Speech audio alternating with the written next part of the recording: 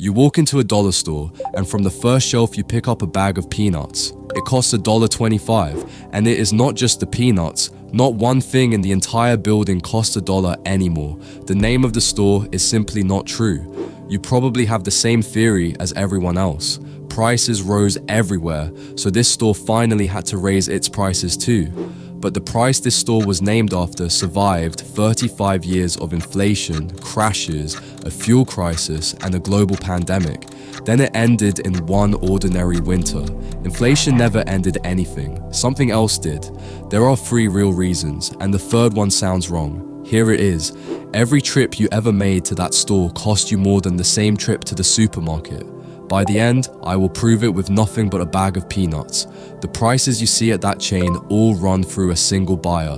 Call her Anna. Anna works in an office above a warehouse, at a desk buried in bags of peanuts, and one of them is the bag you just picked up. Somewhere overseas, a factory fills those bags for you. Anna never asks that factory what a bag of peanuts costs. She tells the factory the price first, $1. Then the factory works out how many peanuts it can afford to put in, and the bag on her desk today holds half of what it held when she started this job. No sign in that store ever mentioned the missing half. Reason 1 is what happened to that bag. Every year the factory calls Anna with the same bad news about your peanuts. The nuts, the trucks, the workers, everything costs more. The price you pay cannot move, so every year Anna gives the same answer. Same bag, same picture, fewer peanuts inside. You might think somebody would notice. Nobody ever has, because you check the price and not the weight. But taking out peanuts could not go on forever, and Anna knew it, because there is a limit to how small your bag can get. If the bag holds less than 1 handful, you would walk straight past it.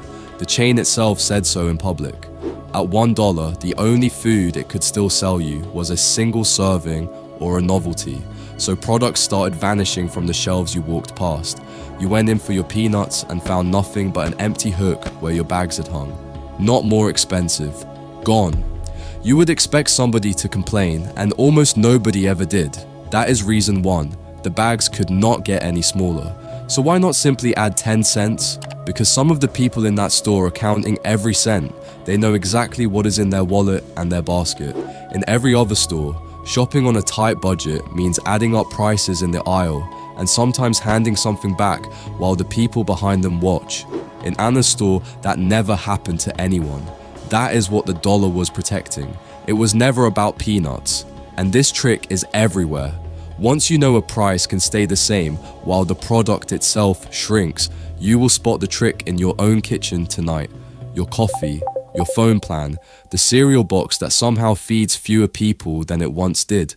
Every week I take one everyday price like this and show you who is really paying it. So subscribe now and you will never again trust a price just because it has not changed. Now, reason 2. For decades, the smaller bags did the job and you kept shopping there. So why did the dollar price end in that particular winter? Because in that winter, something went wrong out on the ocean. Every bag Anna orders for you crosses the ocean inside a steel shipping container.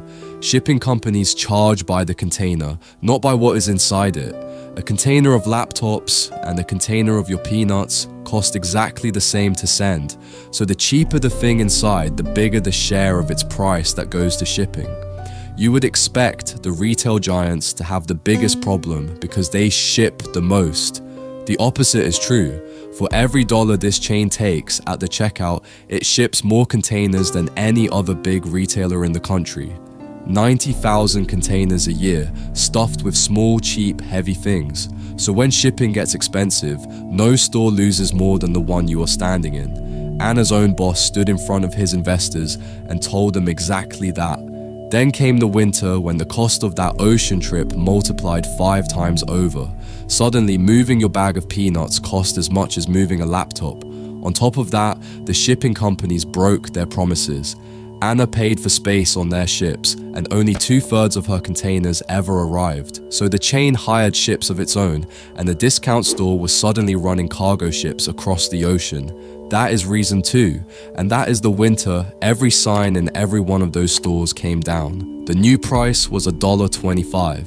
You might think those missing products had simply become too expensive to sell, But the moment the price moved up, the vanished products came straight back to the shelves.